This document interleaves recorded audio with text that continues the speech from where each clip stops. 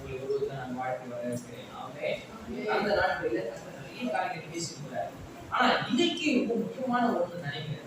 அது வெறும் வேதாகம கிறிஸ்துவ வாழ்க்கை மாத்திரமல்ல, ஒரு பொதுவான மனுஷனா இருந்தாலும் சரி, அவங்களுக்கும் இந்த காலம் ரொம்ப முக்கியமான ஒன்று. காலத்தை இது ஒரு கிறிஸ்தவனுக்கு அப்படின்னு கிடையாது, வேதவசனம் கிறிஸ்தவர்களுக்கு கிடையாது, எல்லா மனிதர்களுக்கும். யார் இதை ஏற்றுக்கொள்கிறார்களோ அது கேட்கிற ஆசீர்வாதம் அவங்க சேரும். யாராவது ஒருத்தர் தெரியாம இந்த கற்பனை அவங்க கை கொள்றாங்கன்னு வச்சுக்கோங்களேன், அந்த கற்பனைக்கான ஆசீர்வாதம் அவங்களுக்கு தெரியும். நான் பாக்குறேன், யாரெல்லாம் கற்பனை வசனத்தை ஏற்று அதுபடி செய்கிறாரோ அவங்க வசனம் இருக்குன்னே தெரியாது. நான் சொல்றேன், அவங்க நன்மை செய்வாங்க. ஆனா அவங்க கிறிஸ்தவர்களா இருக்க மாட்டாங்க, அவங்க அந்நியத்துல தான் இருப்பாங்க, தேவையான தான் இருப்பாங்க. ஆனா ஆண்டு வசனப்படி அவங்க செய்வாங்க. என்ன செய்வாங்க அப்படின்னா நன்மை செய்வாங்க. எல்லாரும் நன்மை செய்யறாங்க. ஆனா அவங்க செய்யற நன்மை தெரியுமா? ஒரு கரம் கொடுக்கறதுக்கு வலது காலத்துக்கு தான், ரெண்டு காலம் தெரியல. இது எங்க இருக்குது? பைபிள்ல தான் இருக்கு. இந்த வசனத்தை அவங்க தெரிஞ்சது தெரியாமையும் அவங்க செய்யறதுனால அவங்க வாழ்க்கையில கர்த்தர் விருப்பம் பாராட்டுறாரு, அவங்க கிருபையை தராரு. ஆனா அவங்க கிறிஸ்டியனே கிடையாது, அவங்க இயேசுவே தெரியாது. ஆனா தெரிஞ்சும் தெரியாம ஆண்டு வார்த்தை தீர்மானிச்சாங்கல்ல. எங்க ஒருத்தர் படிச்சுட்டாங்க போல, எங்க ஒருத்தர் காலை கேட்டாங்க போல, இல்ல மனசுலயே ஆண்டு பேசிட்டாரு போல, தெரிஞ்சும் தெரியாம செஞ்சதுனால ஆசீர்வாதத்தை புரியுது. ஒரு வெளியே இருக்கிற மனுஷன் இந்த வசனத்தின் கை கொள்ளும் போது அவனுக்கு கர்த்தர் செய்யறாரு அப்படின்னா வசனத்தோட வாழ்ந்த உங்களுக்கு ஏன் செய்ய மாட்டாரு? ஒருவேளை ஒரு சில இடங்கள் நம்ம செய்யல அப்படின்னா பார்க்கணும். ஆண்டவருடைய வசனத்தை பார்த்து நான் என்னென்னலாம் நான் செய்யறேன், எல்லாரும் என்ன செய்யறாங்க, ஆனா நான் வசனப்படி என்ன செய்யறேன்னா எல்லாரும் இதை பண்றாங்க, ஆனா நான் எப்படி பண்றேன் சொல்றேன். இவ்வளவு காரியம் இருக்குது, ஆண்டவர் தான் பண்றேன். எனக்கு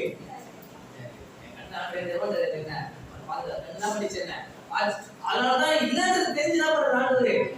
500 அவன் முட்டை கஷ்டப்பட்டு அவங்க கஷ்டமோ என்ன பண்ணணும், என்ன பண்ணணும், அங்க இருக்கிற போலீஸ் ஸ்டேஷன்லயோ இல்ல அங்க இருக்கிற அவங்க இருக்காங்க வச்சுங்க, அவங்க எவரும் போறது கிடையாது. ஆனாலும் அது எந்த இல்ல, அது என்னுடைய கிடையாது அப்படின்னு கொடுத்தது ரொம்ப நல்லது. அவன் சொல்றா ஆண்டு எப்படிப்பட்டவர்ப்பா, ஒரு கிறிஸ்தவன் அவன் இருக்கிறாங்க, இவன் ஏன் உண்மையாக தெரியுமா, ஆண்டு தேர்னாங்க, அதனால இவன் இருக்கிறான். ஒரு சில விஷயங்களால மட்டும்தான் நம்ம கஷ்டம்.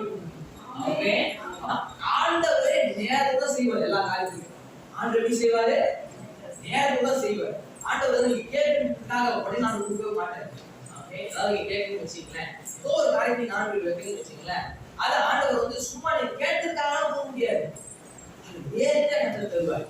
அப்போ வந்தாதான் அது மகிழ்ச்சியா இருக்கும், அப்பதான் அது வேலை உங்களுக்கு தெரியும், அப்பதான் நீங்க பருவ வச்சுக்க முடியும். நான் இது கூட உங்களுக்கு சொல்லியிருக்கிறேன். நான் சின்ன வயசுல ஆசை தான் கேட்டேன், சைக்கிள் ஓட கேட்டேன். ஏன் அப்படின்னா எங்க அண்ணன் ஒரு சைக்கிள் வாங்கிட்டாரு, பெரிய சைக்கிள். எங்க அண்ணன் வாங்க, அவரு 7வது படிக்கிறாரு, என்ன படிக்கிற ஒரு வாங்கின சைக்கிள் அவங்க வீட்டுல வாங்கி கொடுத்தாங்க.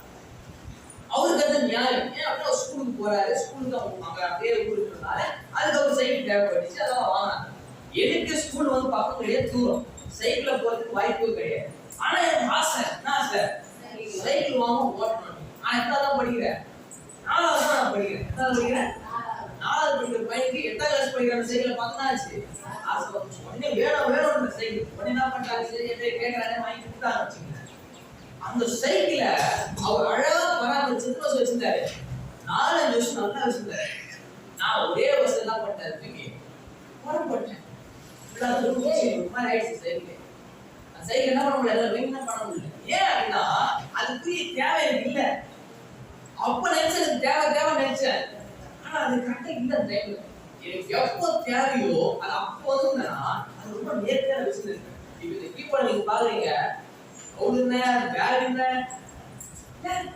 ஏன்னா இவ்வளவு கஷ்டப்பட்டா இருக்கு. ஆண்டவர் ஒரு சில கரெக்டா நமக்கு உண்மையா இருந்தாலும் அது உண்மையில சரியான, ஒரு சில உங்களுக்கு தாமதம் ஆனாலும் அது சரியானது. நிறைய பேர் நிறைய நேரத்தில் அவசரப்படும். ஏன் அப்படின்னா நம்ம நினைக்கிறோம் இப்ப எனக்கு தேவை அப்படின்னு சொன்னேன். இந்த வயசுல நான் கத்துக்காம எப்ப நான் போய் கீபோர்ட் வாங்கி கத்து இருக்கு அப்படிதான் நான் ஜோம் பண்ணிருக்கேன். ஆண்டவர் என்ன பண்றாரு, உண்மை அதுவே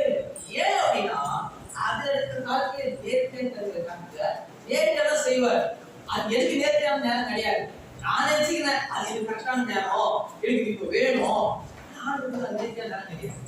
அது இப்ப கொடுத்த வச்சுங்களேன், அதோடைய வேலை தெரியாத போயிடும். எனக்கு புரியுது. நீங்க ஒரு விஷயத்த நல்லா புரிஞ்சுக்க வேண்டிய ஒரு விஷயம், ஆண்டவர் உங்களுக்கு எல்லாவற்றையும் தருவார். எப்ப தருவார் அப்படின்னா, உங்களுக்கு வேலை இருக்கணும். இப்போ ஆண்டவர் முக்கியமான விஷயம் சொல்றாரு. என்ன சொல்றாருன்னா, நீ நேரத்தை வேல்யூ பண்ணு. எப்படி ஒரு குடும்பத்தை வேல்யூ பண்ணிருக்கீங்களா? நீ கஷ்டப்பட்டு வாங்கினதை பாதுகாத்துங்க. என்ன மாதிரி எவ்வளவு வச்சு வச்சிருப்பீங்க, எவ்வளவு கணக்கு தெரியும். அதே மாதிரி நீ நேரத்தை பார்க்கணும். ஆண்டவர் ஒரு நேரத்துக்கு பேர் கொடுத்துருக்காரு. ஒரு நாளைக்கு 24 நேரம் கொடுத்துருக்காரு. 24 நேரம் சும்மா ஒரு வருத்தம் தான் பண்றீங்க. சிலரு வேஸ்ட் பண்றான். சினிமா காட்டுக்கு போய் பண்ணுறான் நேரத்தை. 2 மணி நேரம் வேஸ்ட். இப்ப கதை பேசுறீங்களா, 1 மணி நேரம் வேஸ்ட். இப்படி பல விஷயங்களை செஞ்சு தன்னுடைய நேரத்தை வீணாக்குறதுனால அவங்க வாழ்க்கையில கடைசி வரைக்கும் அவங்க பெரிய காரியத்தை செய்ய முடியல. பெரிய மாற்றத்தை அவங்க வாழ்க்கையில பார்க்க முடியல. ஒருத்தர் நேரத்தை சரியாய் பயன்படுத்தினானா அவனுக்கு மாற்றம் உண்டாகும்.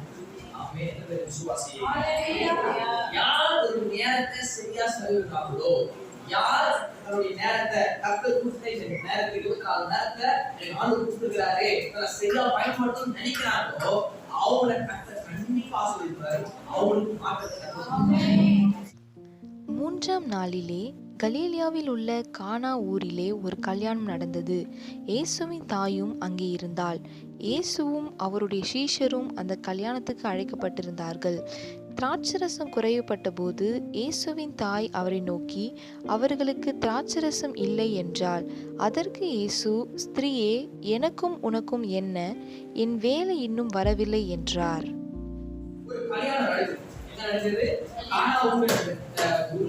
ஒரு திருமணம் நடக்குது. அங்க முக்கியமான காரியம் என்ன பிரச்சனை அப்படின்னா, திராட்சரசம் குறைவுபட்டது. இப்ப என்ன கேள்வி அப்படின்னா, குறைவுபட்ட போது இயேசு தாய் அவரை நோக்கி, அவர்களுக்கு திராட்சரசம் இல்லை என்றார். இப்ப என்ன நான் சொல்ல முக்கியமா அப்படின்னா, குறைவு இல்லை, ரெண்டும் ஒண்ணா சொன்னாலே அது ஒண்ணு இல்லைன்றது தெரிஞ்சுதாச்சு. பிடிக்கும் வசனத்துல இப்படி காரியத்தை யோசிக்கும். குறைவு இல்லை. கேக்குதா சொல்ற காரியம்? எது குறைவு எது இல்லை? உதாரணம் சொல்றேன். சக்கரை டீ குடுக்குறாங்க, சக்கரை கொடுக்குறீங்க. அது எனக்கு 10 வச்சுக்கல, என்னப்பா சக்கரை ரொம்ப குறைவா இருக்குதுன்னு நான் கேட்பேன். இப்ப சக்கரை டேஸ்டே இல்லைன்னு வச்சுங்களேன், அப்ப நான் சொல்லுவேன், என்னப்பா சக்கரையே இல்லையேப்பா கேள்வி சொல்லிச்சா. அப்போ இயேசுவின் தாயாரின் மரியாதை வந்து என்ன சொல்றாங்கன்னா, திராட்சரசம் குறைவுபட்ட போதே இயேசுகிட்ட வந்து இல்லைன்னு சொல்லிட்டாங்க. என்ன சொல்லிட்டாங்க? இல்லைன்னு சொல்லிட்டாங்க. இல்லையா? குறைதான் பட்டு. ஆனா என்ன சொல்றாங்க இப்போ வந்து இல்ல. ஏன் இப்படி காலியா போகுது? அது இல்லாதது நேச்சுரலா சொன்னாங்க. ஆனா ஆண்டவர் ரொம்ப யோசிக்கிறார். என்ன யோசிக்கிறதுனா, இப்போ குறைதான் பட்டு. அவருடைய தாய் வேலைக்காரரை நோக்கி, அவர் உங்களுக்கு என்ன சொல்லுகிறாரோ அதன்படி செய்யுங்கள் என்றாள். யூதர்கள் தங்களை சுத்திகரிக்கும் முறைமையின்படியே ஒவ்வொன்று 2-3 குடம் தண்ணீர் கொள்ளத்தக்க 6 கற்சாடிகள் அங்கே வைத்திருந்தது. இயேசு வேலைக்காரரை நோக்கி, ஜாடிகளிலே தண்ணீர் நிரப்புங்கள் என்றார். அவர்கள் அவைகளை நிறைய நிரப்பினார்கள். அவர் அவர்களை நோக்கி, நீங்கள் இப்பொழுது முண்டு வந்து விசாரிப்புக்காரரிடத்தில் கொண்டு போங்கள் என்றார். அவர்கள் கொண்டு போனார்கள். அந்த திராட்சரசம் எங்கே இருந்து வந்ததென்று தண்ணீரை மொண்ட வேலைக்காரருக்கு தெரிந்தது என்று பந்தி விசாரிப்புக்காரனுக்கு தெரியாததினால், அவன் திராட்சரசமாய் மாறின தண்ணீரை ருசி பார்த்தபோது மணவாளனை அழைத்து, எந்த மனுஷனும் முன்பு நல்ல ரசத்தை கொடுத்து ஜனங்கள் திருப்தி அடைந்த பின்பு ருசி குறைந்ததை கொடுப்பான், நீரோ நல்ல ரசத்தை இதுவரைக்கும் வைத்திருந்தீரே என்றான். குறைவுபட்டிருக்கு. ஆண்டவர் உடனே குறைவுபட்ட நேரத்தை செய்யல. அவர் ஆண்டு சொல்றாரு, மரியாதை கிட்ட சொல்றாரு, அவர் தாயின் மரியாதை கிட்ட என்ன சொல்றாரு அப்படின்னா, என் வேலை இன்னும் வரவில்லை அப்படின்னா. ஒரு வேலை சாப்பாடு காலையாயிட்டா எப்படி போயிட்டு பிரச்சனையா இருக்கும். அதுவும் இஸ்ரேல் எல்லாம் போய் பாத்தீங்க அப்படின்னா ஒரு மிகப்பெரிய ஒரு பிரச்சனை இருக்கு. என்ன அப்படின்னா, அங்க வந்து திராட்சரசம் மற்றவங்களுக்கு கொடுக்கல அப்படின்னா அவங்க வழக்கத்தின்படி அவங்க அவமானப்பட்டதுக்கு சமம். ஆனா ஆண்டவர் அப்படி இல்லாத போறது ஆண்டவர் இல்ல, குறைபட்டது கரெக்டா தாயாவுக்கும் இவ போய் போறது கரெக்டா இருக்கும்னு நினைக்கிறேன். ஏன் அப்படி சொல்றேன் அப்படின்னா, ஆண்டவர் சொல்ற வேலை வரல இந்த ஃபர்ஸ்ட் இப்பதான் குறைதான் படுது வந்துருச்சு.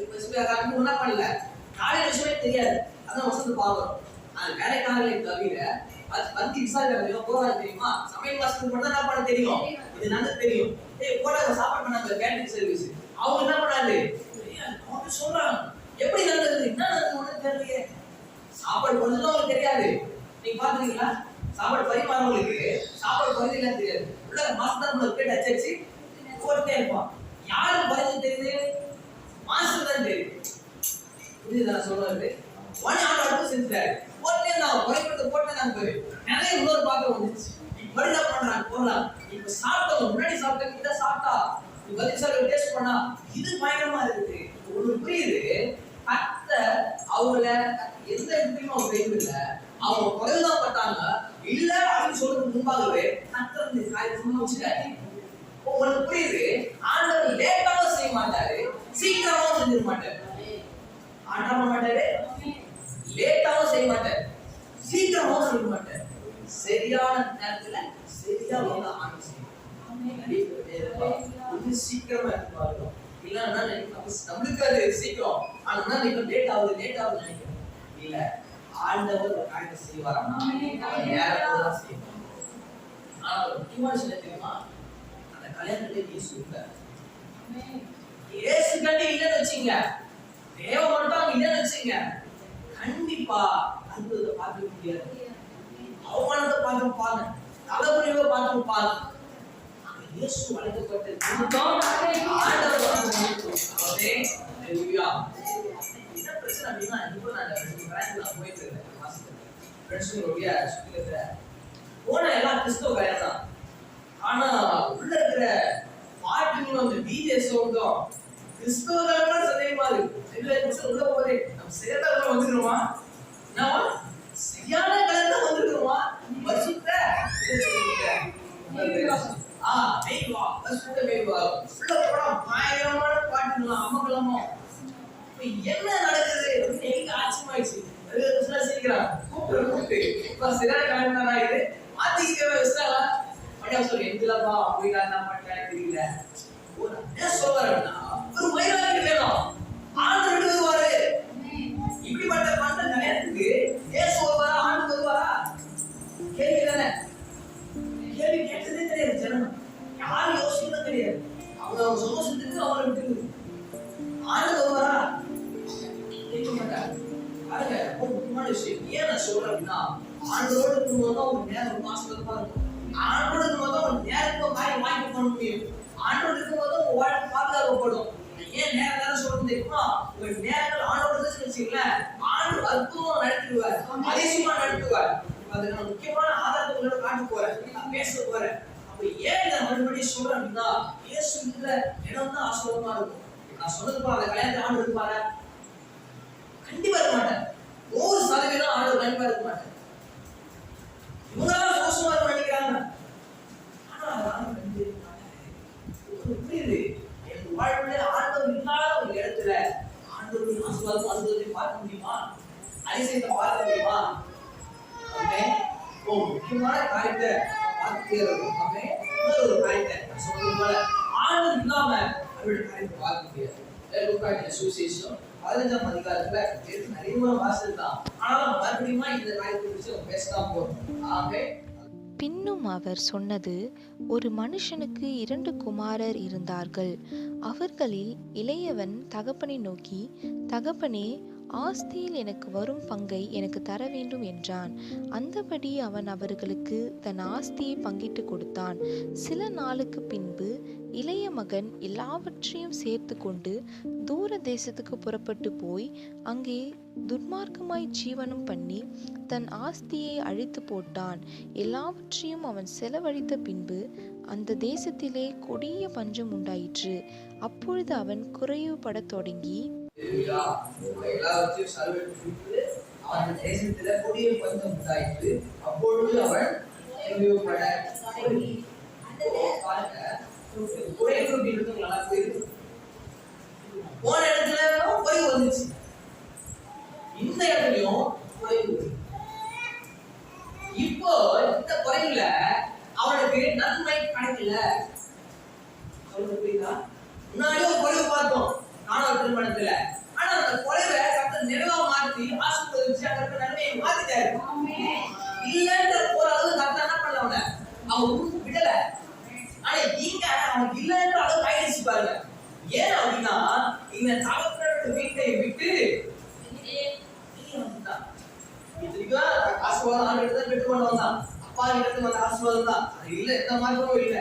ஆனா அதெல்லாம் சேர்த்துக்கிட்டு இவங்க என்ன நினைச்சாரு அப்படின்னா, எழுத 2 கை இருக்குது, என்ன இருக்குது, 2 கை இருக்குது, 2 கால் இருக்குது, என்ன பண்ணுவேன், நான் போய் சொல்லுவேன், எனக்கு என்ன 2 கை கால் இருக்குது, நான் என்ன பண்ணுவேன், என்ன வேணாலும் செஞ்சுப்பேன்.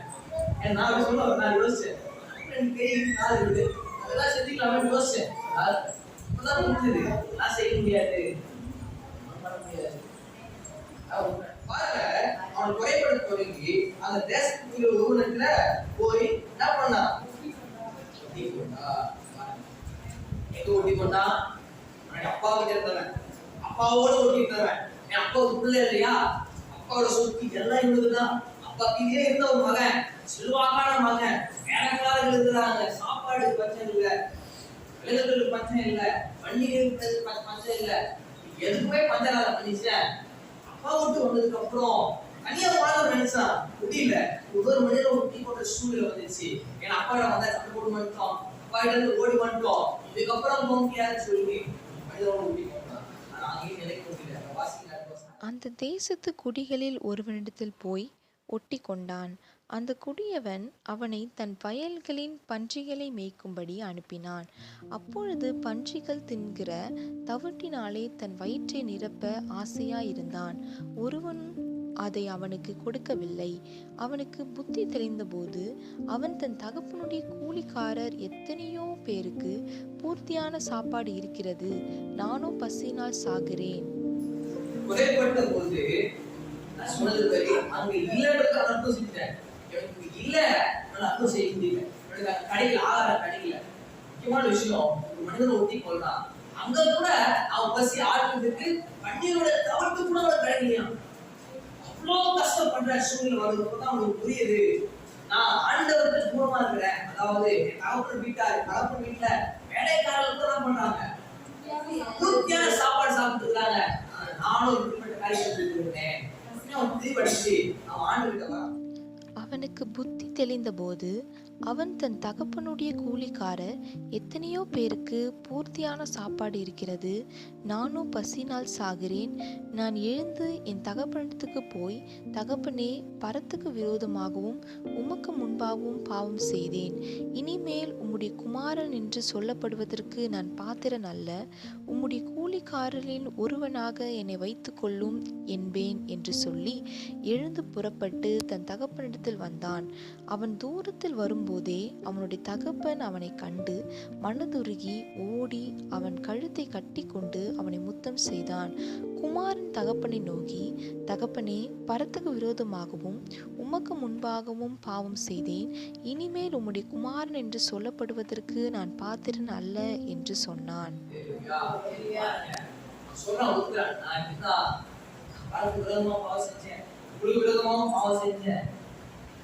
நான் ஒரு பிள்ளைன்னு சொல்றதுக்கு நான் கல்வி கிடையாது. ஆனா வேலைக்காரன் தான் நீங்க செஞ்சுருக்கீங்க, வேலைக்காரன் தான் நினைக்கிறேன் சொல்லும் போது அப்பா மீண்டுமா அவன் வசனத்தை நேரம் சொல்லியிருக்காரு. வீட்டுமா குமாரனாவே அவனுக்கு தேவையான உடைய, அவனுக்கு அதிகாரத்தை எல்லாம் கொடுத்தேன். அப்பொழுது தகப்பன் தன் ஊழியக்காரரை நோக்கி, நீங்கள் உயர்ந்த வஸ்திரத்தை கொண்டு வந்து இவனுக்கு உடுத்தி, இவன் கைக்கு மோந்திரத்தையும் கால்களுக்கு பாதரட்சைகளையும் போடுங்கள். கொழுத்த கன்றை கொண்டு வந்து அடியுங்கள், நாம் புசித்து சந்தோஷமாய் இருப்போம். என் குமாரனாகிய இவன் மரித்தான், திரும்பவும் உயிர்த்தான், காணாமற் போனான், திரும்பவும் காணப்பட்டான் என்றான். அப்படியே அவர்கள் சந்தோஷப்பட தொடங்கினார்கள்.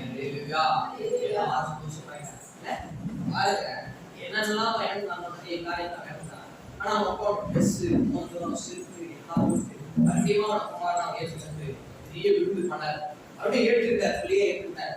அப்படியே பிள்ளையை ஏற்றுக்கிட்டார். சரி, என்ன கேள்வி அப்படின்னா, மூத்த குமாரன் இருந்தார், மூத்த அண்ணன் ஒன்று இருந்தார். யாருக்கு? இளையவன். இப்போ என்ன கேள்வி அப்படின்னா, இவரு அப்பாவோட இருந்து கற்பனை கீழ்ப்படிச்சவர். வசனம் வாசிக்கிறோம், 21 வசனம் வாசிக்கிறேன். அவன் தகப்பனுக்கு பிரதியுத்தரமாக, இதோ இத்தனை வருஷம் காலமாய் நான் உமக்கு ஊழியம் செய்து ஒரு காலம் உம்முடைய கற்பனையை மீறாமல் இருந்தும் என் சிநேகிதரோடே நான் சந்தோஷமாய் இருக்கும்படி நீர் ஒரு காலம் எனக்கு ஒரு ஆட்டுக்குட்டியாவது கொடுக்கவில்லை. வேசிகளிடத்தில் உம்முடைய ஆஸ்தியை அழித்து போட்ட உம்முடைய குமாரனாகிய இவன் வந்தவுடனே கொழுத்த கன்றை இவனுக்காக அடிப்பித்தீரே என்றான். நான் உங்களுடைய கற்பனையின்படி கீழ்ப்படிச்சு சொல்றேன். இத்தனை காலமாய் என்ன பண்ணேன்? உங்களுக்கு ஊழியம் செய்து ஒரு நாள் உங்களுடைய கற்பனை என்ன பண்ணல, மீறாம இருந்தோம். நான் ஸ்நேகிதரோடு போய் என்ன பண்ணல, சந்தோஷமா இருக்கும்படி ஆட்டுக்குட்டி கூட நான் கேட்கலையே, நான் சேவை சந்தோஷமா தான் நினைக்கலையே, என் வாழ்க்கை நான் இப்படிப்பட்ட காரியத்துக்கு இடம் கொடுக்கலையே, என் நண்பர்களோட போய் நான் டைம் ஸ்பெண்ட் பண்ணல, உங்களுக்கு உண்மையா நான் வாழ்ந்தேன். ஆனா என்னைக்கும் அவன் பண்ண ஒரே நாள் ஒருத்தருக்கு வந்து, அதாவது உங்களுடைய ஆசையை உங்க பேரை கேட்டு இவருடைய காரியங்களை செஞ்சுட்டு அந்த மம்மி ஏற்றுட்டீங்க என்ன அப்படின்னு அவன் கேட்கிறேன்.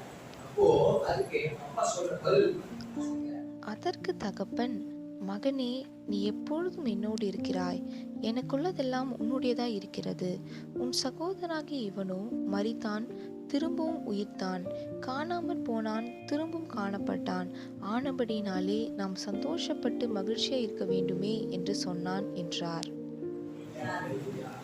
என்ன சொல்லுவாரு அப்படின்னா, நிறைய பேர் நினைச்சிட்டு இருக்காங்க, நம்ம இஷ்டப்படி வாழ்க்கை அப்பா வந்து ஆண்டு சேர்த்துப்பாரு, கண்டிப்பா சேர்த்துப்பாரு. மறுபடியும் ஆண்டு ட்ரெஸ் கொடுப்பாரு, மோதத்தை கொடுப்பாரு, பால் வச்சு கொடுக்குறாரு, எல்லாம் கொடுத்து அவன் பக்கத்துலயும் ஏற்றுட்டாரு. ஒண்ணு புரிஞ்சுக்கல. என்ன புரிஞ்சுக்கலாம் அப்படின்னா, அதற்கு தகப்பன் சொல்றாரு, நீ எப்பொழுது என்னோடு இருக்கிற, அதனால எனக்குள்ளது எல்லாம் உங்களுக்கு புரியுது. ஆண்டோடு இருக்கிறவங்களுக்கும் நான் எல்லாத்தையும் வாழ்ந்து ஆண்டுகிட்ட வந்து வித்தியாசம் இருக்கு. வருஷமா ஆண்டு உண்மையா ஆண்டு, அதனால அவன் கேட்கிறான். அவங்க உண்மையா இருந்ததே கேட்கறது தப்பு இல்ல, நியாயம் தான் கேட்கிறான். அதை அவங்க தெளிவா சொல்றேன். நான் சொல்றாரு, அவனே அவன் பக்கம் எல்லாம் வயசுட்டான், இப்ப வந்துட்டான், இருந்துட்டான், அவனை சேர்த்துக்கிறேன், அவன் மறுபடியும் அவன் எடுத்துக்காக ஏதோ ஒரு தந்து அவன் என்ன பண்றேன், அவனை காப்பாத்துறேன், மனதை என் மகன் தான். ஆனா நீ என் கற்பனையின்படி கீழ்படுத்தினால உனக்கு எல்லாம் உண்மை. நம்ம யாரா இருக்கணும்? இளையகுமாரன் மாதிரி நான் இஷ்டத்தையும் என் வாழ்க்கை நான் வாழ்ந்துட்டு ஒரு காலம் வந்து கண்டிப்பா தெரிஞ்சுக்கணும், ஆண்டுதான் உபயோகவரு, நான் அப்ப வந்து ஆண்டு தேடிக்கிறேன் இல்ல, அப்படி வரதுல ஆண்டு சேர்த்துக்கிறாரு, மறுபடியும் ஆண்டு தான் பண்ற எல்லாம் பண்ணாலும் அது முந்தைய போல இருக்காது. பெரியவனுக்கு கிடைக்கிற மாதிரி சின்னவனுக்கு கிடைக்காது. ஏன் அப்படின்னா, பெரியவன் அவர் கற்பனைப்படி படிச்சவன், அவர் வசதிப்படி நடந்தவன், அவன் தன்னை சந்தோஷத்துக்காக இல்ல, நான் சந்தோஷத்துல கத்த சந்தோஷப்படுவான்னு நினைக்கிறவன். அதனால அவன் வாழ்க்கையை கத்த பெரிய வேலை செய்வார். ஏன் சொல்றேன், சொல்றேன் அவனுக்கு என்னுடைய இதெல்லாம் புரியுது. நான் எப்படி என்னுடைய நேரங்களை எப்படி செலவிட போறேன், தகப்போட என் நேரம் செலவிடப்பட்டுச்சு அப்படின்னா, இந்த பெரியவனுக்கு அப்பாவோட பார்க்கலே வாழ்ந்தான், அவன் அப்பாவோடய இருந்தான் பாருங்க, நேரம் செலவிச்சான் பாருங்க, அவனுடைய காரியம் பாதுகாக்கப்பட்டுச்சு. ரெண்டு சொத்துங்க, அப்பா என்ன பண்ண ரெண்டா பிரிச்சுல, அப்பாவோட ஒரு சொத்து ரெண்டா பிரிச்சுல, இளையவனுக்கு எல்லாத்தையும் அழிச்சுட்டான். ஆனா பெரிய சொத்து அப்பாவே வச்சிருந்த பாருங்க, அப்பா பேச கொஞ்சமா கொஞ்சமா வாங்கி செலவு பண்ண சரியா இருந்தனால அவருடைய ஆசீர்வாதம் அப்படியே இருந்துச்சு. அவருடைய ஆசீர்வாதம் அவருடைய கையிலே இருந்துச்சு பாருங்க. அதான் அப்பா சொல்றேன், என்னோட இதெல்லாம் உண்டு. ஏன் அப்படின்னா உங்க பங்கு அப்படி ஆண்டர் பண்றாரு, பாதுகாப்பு வச்சு அதை கற்று உங்களுக்கு மறைவா வச்சுக்கணும்னு நினைக்காது, உன்னோட இதுதான். புரியுது? நீங்க யாரா இருக்க போறீங்க? பெரியவர் மாதிரி இருக்க போறீங்களா, சின்னவங்க மாதிரி இருக்க போறீங்களா? சின்னவன் அறியாம செஞ்சுட்டான், அவன் இழந்துட்டான். ஆனா பெரியவன் தெரிஞ்சோ தெரியாமையோ அவன் அப்பாவோட இருந்ததுனால அவனோட கை எல்லாத்துக்குமே விஷயம் அப்படின்னா, நாம் ஒரு நேரத்துல உங்களோட செலவிடணும், ஆண்டவராய் இயேசு கிறிஸ்துவோட செலவிடணும். உங்களோட வாழ்வை, உங்களுடைய பாதுகாப்பை, காரியத்தை நாம் யார் பொறுப்பெடுப்பா? உங்களை நடந்தது யாரு? இந்த மகன் இப்படி கற்பனை கீழ்படுறதுக்கு காரணம் அவங்க அப்பா தான். அப்படியா? இல்ல, அப்படிதான். அவர் தன்னை கற்பனை என்ன பண்றாரு? கை கொண்டாரு. ரெண்டு பேருக்கு அப்பா சொல்லியிருப்பாரு. இளையவனுக்கும் சொல்லியிருப்பாரு, மூத்தவனுக்கும் சொல்லியிருப்பாரு. இளைய என்ன பண்ணல? கற்பனை கீழ்படியில, அப்பாவோட இல்ல. ஆனா மூத்தவன் கீழ்படிச்சு அப்பா கொடுத்ததுனால புரியுது. நீங்க கற்பனோட பேசிக்கிற காரியம் உங்களுக்கு நேரம் கற்பனோடு இருக்கும். நீங்க ஆண்டவரோடு இருக்கும் போதோ அது குறைபடாது. ஒருவேளை குறைவு வந்தாலும் அது குறைவு இல்லாம போது கேட்கிறார். அதனால என்னோட நேரத்தை கற்பனோடு செலவிட போறேன். அந்த காணாமல் திருமணத்தில் இயேசு இருந்ததுனால கர்த்தர் அற்புதங்கள் அதிசயங்கள் செய்தார். இளையவனுக்கும் பிறனுக்கும் வித்தியாசம் அதுதான். அப்பாவோட இருந்த அவருடைய வாழ்க்கையை கர்த்தர் அற்புதமா அதிசயமா நடத்தி கொடுத்தார் பாருங்க. அவருடைய ஆசீர்வாத பாதுகாத்தார், அவனை வழிநடத்தார், அவன் நல்லா வச்சார், அவனுடைய அதிகாரம் மேன்மை எல்லாம் அப்படியே இருந்துச்சு. ஆனா இளையவன் தன்னுடைய வாழ்க்கையை தான் போகல, இன்னும் சுயத்துல வாழும்போது அவருடைய வாழ்க்கையின் ஒரு வித்தியாசத்தை அவன் பார்க்கணும். ஒரு வித்தியாசம் இருக்குது. கர்த்தரை தேடுவதற்கும் வித்தியாசம் இருக்குது. அவருடைய வாழ்க்கை வாழ்ந்த இஷ்டத்துக்கு வாழ்ந்த கடைசி ஆண்டுகளை வாழ்ந்தோம் உண்மையா ஆண்டோட வாழ்ந்த வித்தியாசம் இருக்குது. யாரெல்லாம் புதுசா என் வாழ்க்கை ஆண்டோட வாழ்வேன்னு சொல்றாங்களோ அவங்களை கர்த்தர் சொல்லுவாருன்னா என்னுடைய இதெல்லாம் புரிதமான என்னுடைய இதெல்லாம் உடைய மகளே சொல்லி ஆண்டோட பேசுவார். அவரோட சொல்வார், அவரோட செய்யதான் கத்து காத்திருக்கிறார். அவருடைய வாழ்வை காத்திருக்கிற காரியங்களை செய்யப்படுறதா